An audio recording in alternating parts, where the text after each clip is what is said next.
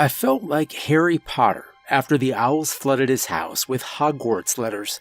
It was like a twister had ripped through the local library and deposited all the pages it tore out into my apartment. My floor, bed, couch, kitchen table, counters, and TV stand were papered over. Scrolls were strewn everywhere. All of them bore the same message: "You are welcome." I'd grown accustomed to receiving such scrolls once or twice a year. Early in life, they'd frighten me. It throws a boy off balance to learn he almost died, and would have, were it not for supernatural intervention. When I saw one of the familiar scrolls now, though, I took it in stride. I looked up to the sky, muttered my thanks, and carried on with my life. But this was different. This was hundreds of scrolls. Somehow I'd narrowly evaded death hundreds of times in the course of a single day. Strangest of all was that I'd never once felt imperiled. I'd not swerved from the path of an oncoming truck. I'd not mistaken bleach for coffee whitener. Usually, when I received a scroll, I had a decent idea of the mortal threat from which I'd been saved. Today, though, I was completely dumbfounded. A totally normal day, I told my dad over the phone. I walked to the office and grabbed breakfast on the way. I stood at my desk and worked. Then I came home. I consulted my dad whenever I got post from our guardian ghost, as she watched over him, too. The reward of Grandpa's good deed transcended generations. In the future, any children I have will be under her protection as well. "Stood at your desk?" he asked. "Why stood?" "Something's wrong with my chair," I said, "and there were no extras in the building." "Ah," he said smugly. "Tell me about breakfast. What did you have?" Cranberry muffin. I wanted one of those bacon, egg, and cheese sandwiches, but they were clean out." My dad chuckled knowingly. "What is it?" I asked. "Has this happened to you? What does it mean? Am I on some hit list?" "You'd better summon her and have a sit down." He laughed. "Can't you tell me?" "I think you should give her a call." Pops was like that. Esoteric. He liked being in the know and cultivating an air of mystery. A less theatrical father would have reassured his son and spilled the beans. Not my dad. Instead of telling me what was going on, he was going to make me go through all the effort of conjuring the entity to materialize in our mortal plane. "Am I in danger?" I asked. "Call the old girl up. You'll catch the drift." I could hear him grinning through the phone. I could almost see him winking at me. I knew I wouldn't get any more out of this tight-lipped trickster, so I groaned, hung up, and reluctantly started the ritual. I shoved half a forest worth of papers from the center of my parlor to the fringes of the room. With white chalk, I drew the fabled shield on the hardwood, lit 4 candles, and placed them at the 4 points of the diagram. Then I spoke the incantation. "Elder spirit of the lake, foiling fatal tines of fate, stand upon the shield you bear, find your form within the air." The outside world grew black as a moonless night. My light fixture was smothered by shadows. My whole apartment was engulfed by utter darkness. Only the white chalk glowed on the floor. A wind swirled around the edges of the room. I could not see the papers flapping and fluttering in the vortex that spiraled around me, but I could hear them. It began to take shape, ghostly and translucent at first, but gradually gaining opacity.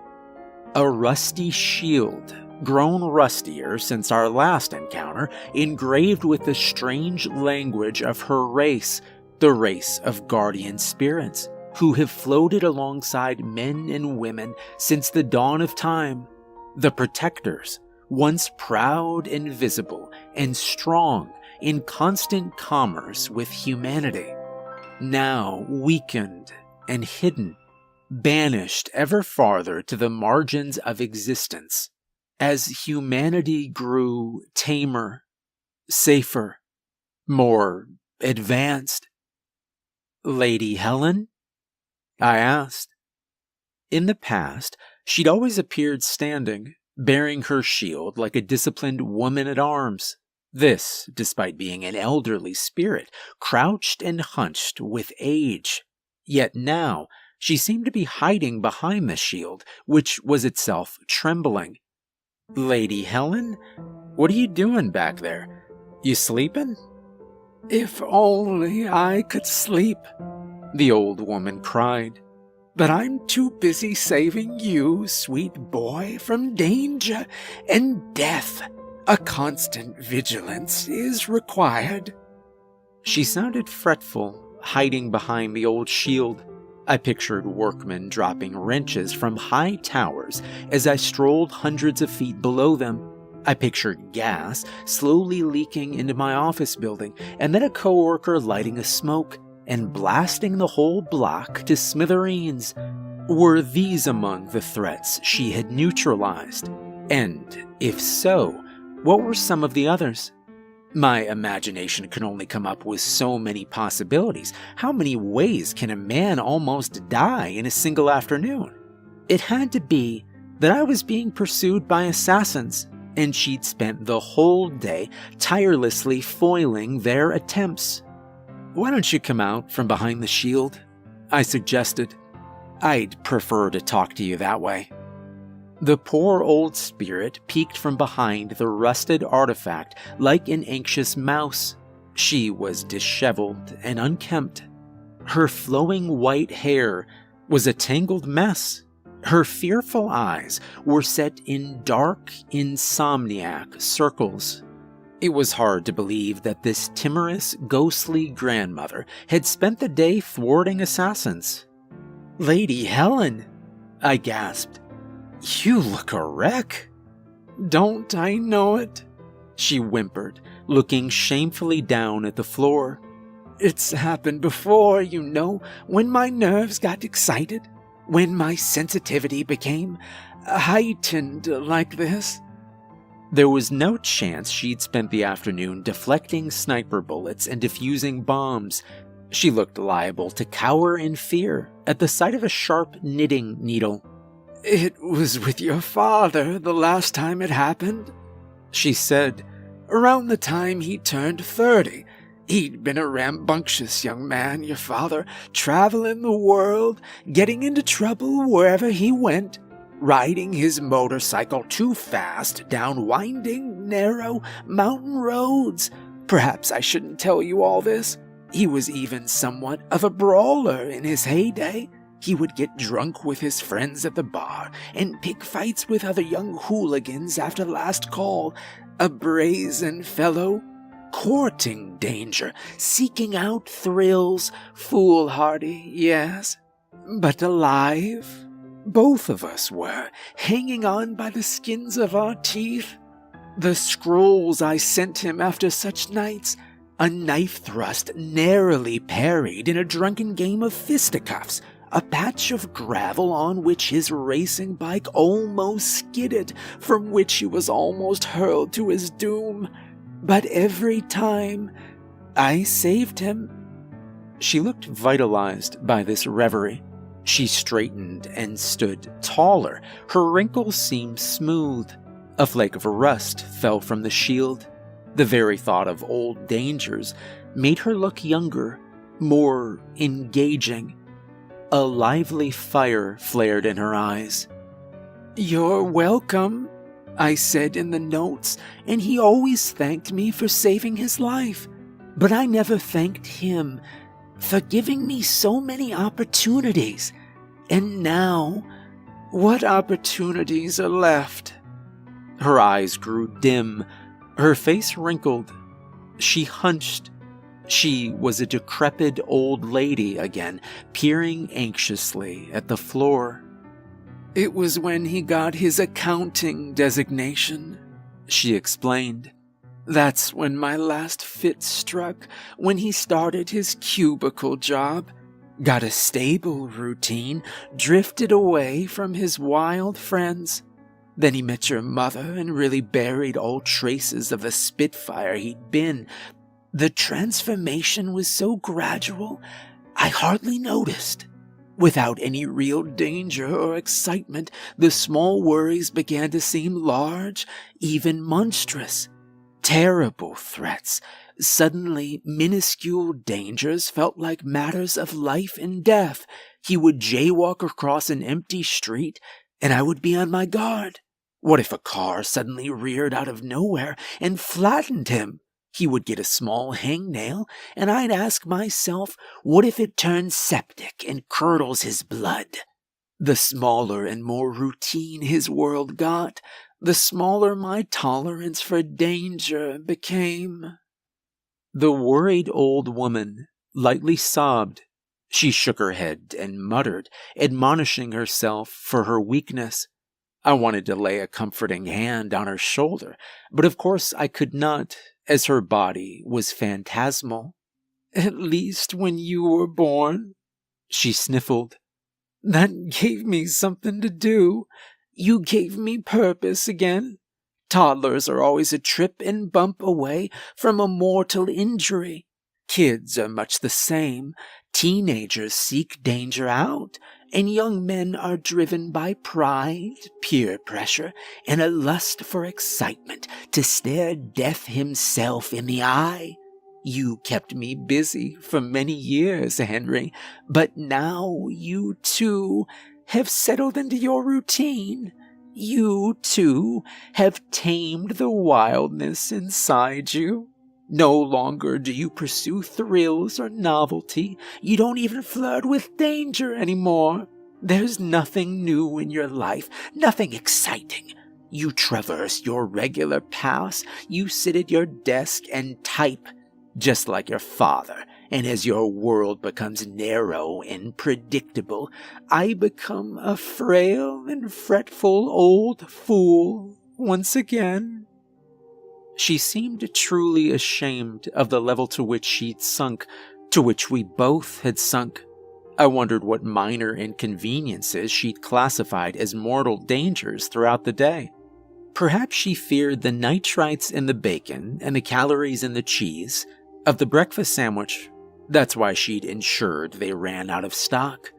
And the health experts claim that sitting is the new smoking. Maybe she'd vanish the chairs in my office building so that I might avoid obesity and ticker troubles. "I wasn't built for this modern world," she cried. "I was made to stave off hungry lions and roving hordes of cannibals, to protect humans from real danger, to watch over them as they adventured through the wilderness, guiding them away from treacherous cliffs and scorpion dens. I try to keep my overstimulated, hyperactive threat management system under wraps. I do not want to be a bother, but eventually it becomes too much to bear. I burst. The pressure has been building for months, Henry, as you've gradually given up all the adventuresomeness of your youth. But today, such a mundane day, so identical to every day you've lived for the past month, it became overwhelming. Our tiny world cripples me with fear. Every time you talk to someone new, every time a car drives by, every time you lift your water bottle to your lips, you could choke. I must stop you from choking. Oh." As the poor old demigod wept, I considered her words. She was not alone in feeling like my life had grown stale and gone astray. I, too, noticed. I'd become more irritable and anxious lately. I was seeing the minute problems of humdrum life take hold of my mind and define the limits of my world. Concerns about bills, fears about meeting new people, dissatisfactions with the way my life was unfolding. These had begun to zap me of all energy and passion. These had begun to prevent me from venturing out of my safe and familiar bubble. Now, I was scared even to think new thoughts, let alone experience new people or activities. Good Lord, even when I slept, I used to dream about hunting fabled beasts in faraway mountain ranges. Now, when I closed my eyes, I saw paperwork and the quivering mouth of my boss, a prim ogre, berating me. And when I wasn't brooding over feeling hopelessly stuck in a rut, I was distracting myself. Meaningless entertainment, games on my phone, scrolling through social media. I certainly wasn't making any changes to my life to pull myself out of the muck. But my tepid and inert existence was not only dragging me down into a listless malaise, it was driving Lady Helen, my protector, my guardian spirit, crazy with anxiety. It was draining and shriveling her too. The proud warrior spirit had been cowed by my torpor. She was an anxious husk of the powerful being she'd once been. "We need to make a change," I said. Lady Helen looked up and sniffled. "We can't change," she said quietly. "It's too late, too difficult, too dangerous. To face the world now with our defenses down, they'll eat us alive. I can hardly hold up my shield, and it's caked with rust. No, there's no hope for vitality again, Henry. We've had our time in the sun. It's best to humbly wither, to wait out the end, to bear through the stress and watch the world shrink until the final curtain falls." "No," I said. "We won't do that. We can't." "But how could we change things now?" "I think maybe I might have an idea," I muttered. But then I summoned the old boldness and proclaimed, without a shred of self-doubt, "No, I have an idea, and you and I are going to see it through." When the wheels of habit have worn grooves into your world, it's hard to break yourself free. When the momentum of your life has carried you in a certain direction, it's tough to suddenly change course. So it was for Lady Helen and I. We had big ideas and elaborate plans for the lives we wanted to lead. Every night, we got drunk on the possibilities of change. It seemed each thrill or exotic location was within reach. But every morning, hungover from the previous night's binge on flighty fantasies, we struggled to actually make any changes. We had to start small. We had to make gradual shifts. That was the only way. We began by taking evening strolls to parts of town with which I was unfamiliar. Waves from a distance to other ambulance turned into chit-chat, which turned into conversation. I learned names and occupations. I pet dogs. I began to exchange contact information, make new acquaintances, even a new friend. We went to movies, sometimes just Lady Helen and I, sometimes with my sister or dad. We threw a dinner party at my apartment, to which I invited old buddies with whom I'd fallen out of contact. A couple nights, I even forced the lady to accompany me to the bars and clubs I'd haunted in my early 20s. The idea seemed promising. The reality was a letdown. I was far too old to be dancing with undergrads, and Lady Helen was centuries older than me. But what counted was the effort and intention. There were bound to be missteps along the way. Of course, I wasn't living the scrappy bohemian life my father had lived. I didn't start any drunken brawls. I didn't buy a motorcycle, let alone tear through narrow mountain passes on one. Nevertheless, I was expanding my horizons, and Lady Helen was in much better spirits as a result. On one of our nightly walks, I managed to ask a dark-eyed girl with a Doberman for her name and number. Her name was Mila. She smiled and nodded enthusiastically and typed her number in my phone. Her grouchy dog growled and glared, saliva dripping from his mouth like I was some incomparably dangerous, yet incomparably delicious steak. "You are welcome," said Lady Helen after we floated away from the encounter, Mila's number safe and sound in my pocket. "For what?" "I almost made you tuck and run," she said. "I had visions of that beast tearing your throat out, and of your magnificent Mila growing fangs and joining the feeding frenzy." Yeah, I'm glad you kept that to yourself."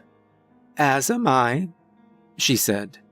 "Though I'm sure I'll remind you when you try to call her to set up a date." "For all our progress," I laughed, "you still have an angsty turn of mind. You keep pushing me to get out of my comfort zone. Are you sure there's nothing you need to work on yourself?" In the 1500s, a malevolent sorcerer had trapped Lady Helen in a small metal box. Over the years, that box somehow found its way to the bottom of a local lake. There, she lay imprisoned, cramped and trapped, and alone, until my grandfather, out fishing, accidentally hooked and reeled the box in. Then he pried it open, unwittingly releasing her from that solitary hell. As a reward, she promised to protect him and his descendants for as long as his line endured. We stood gazing out over the lake. She'd been growing progressively younger as the weeks marched on. Her shield was no longer a tarnished relic. Together we'd made great strides. But now, standing on that shore, she seemed withered again. Weak. Old. Afraid. Her shield was decrepit and brown. She'd not been back to the lake since her release. Merely standing on the shore filled her with fear. "It's been 70 years, she said. "Please, I'm not ready." "You're ready," I said. "But you can't swim," she cried. "Exactly. That's half the fun." Climbing into the canoe and rowing out to the middle of the lake was a risk for me. But she was the courageous one that night, accompanying me to a place that held such painful memories for her. Just as setting out toward a new future takes courage, so does coming to terms with a past you would rather leave sunk in the dark waters of the unconscious and history. But her past was like an anchor, invisibly tethering her to old fears and pains. She needed to face it, to truly move forward, to free herself. And I knew she was ready.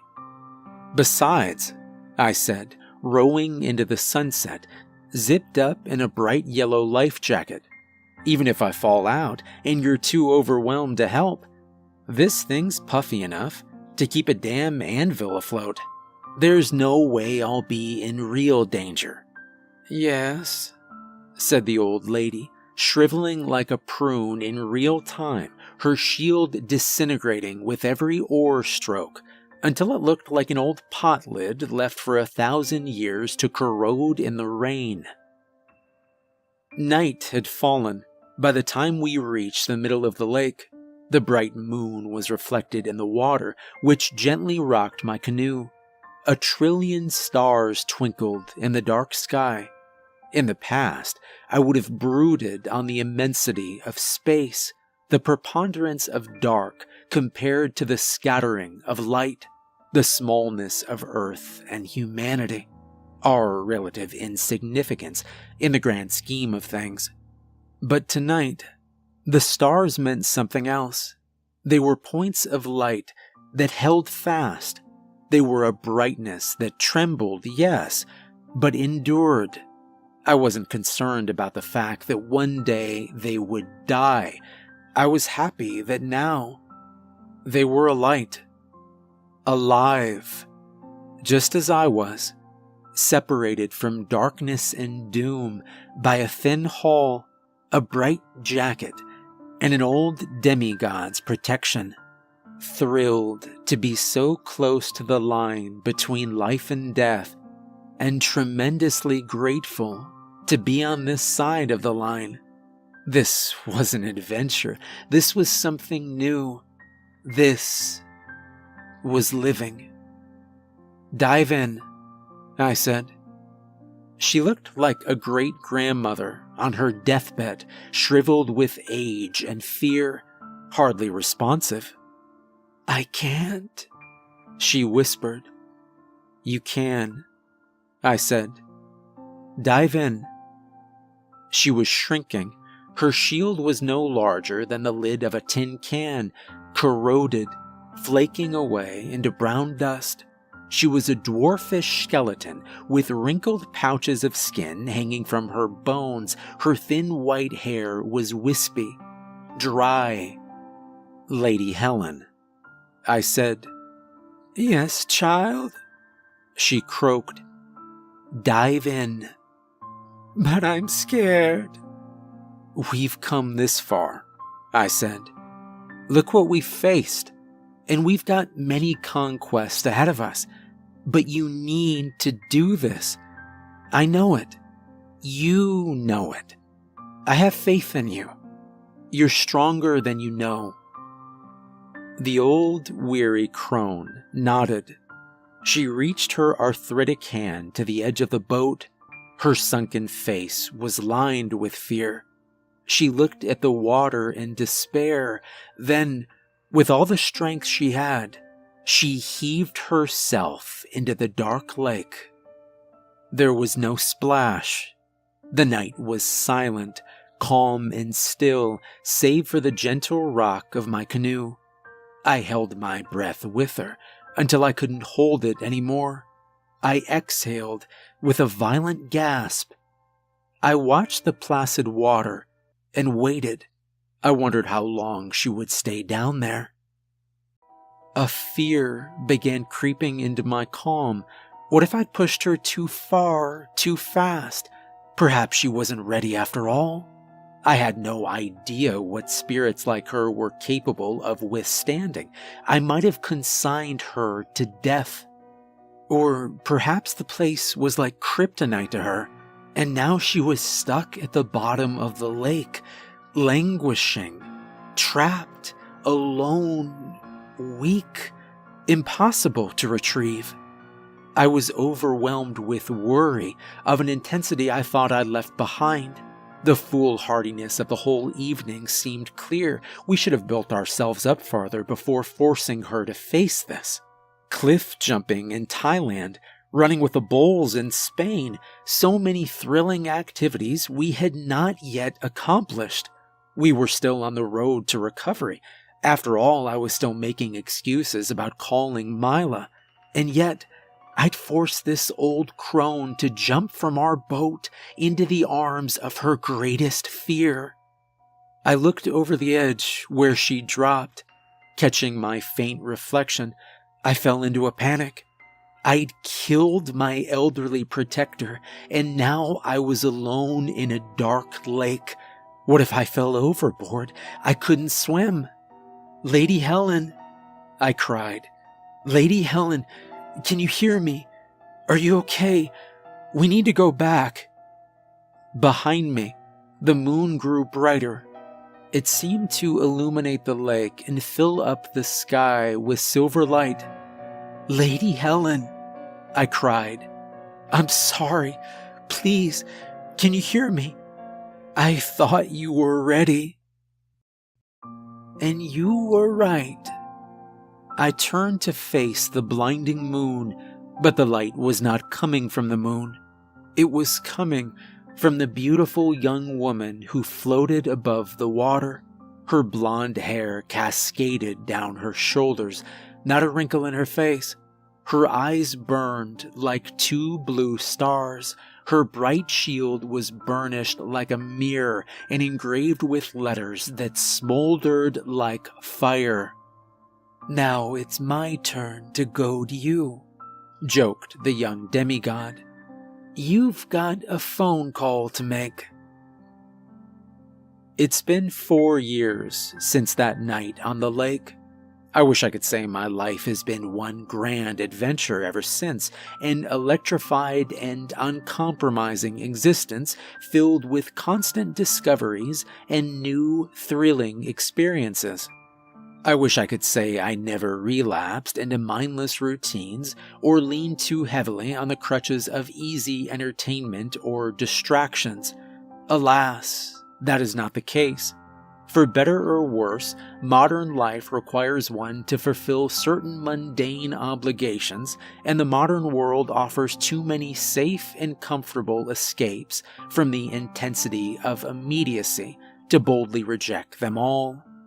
What I've worked on, and am still working on, is finding a balance, living neither as Alexander the Great nor as the risk-averse young man I used to be, but as someone in between, with enough excitement and adventure to keep me vital and engaged, enough risk and danger to keep Lady Helen young and alert, her shield only slightly tarnished and her hand still occasionally smeared with ink. Yet, with enough safety and stability to be a good husband to Mila and a good father to our young son. Thankfully, during my listless periods, the little rascal gets into more than enough trouble to keep Lady Helen occupied. Despite being only 3, he has already received 2 scrolls, and I can't help seeing many more in his future. I look forward to the day when he's old enough for me to tell him what they mean. I wonder if he'll find them as strange as I still do. And I wonder what he'll make of the fact that for all the times Lady Helen kept me from death, it wasn't until I drove her crazy with my safe and boring existence that she truly saved my life.